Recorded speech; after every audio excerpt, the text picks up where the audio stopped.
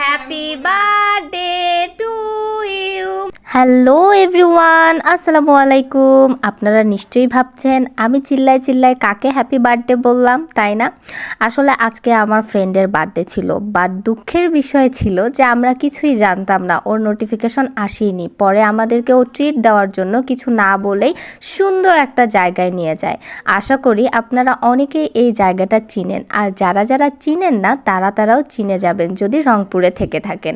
তারপর আমরা সেখানে গেলাম আর ভাবলাম যে কেন সে ও নিয়ে আসছে। তারপর ওখানে গিয়ে আমরা জানতে পারলাম যে হচ্ছে ওর বার্থডে। তো এখন আমরা ছোটোখাটো একটা প্ল্যানিং করলাম মনে মনে যে আমরা ছোট্ট করে একটা কেক নিয়ে এসে ওকে দিয়ে দিব বার্থডের জন্য।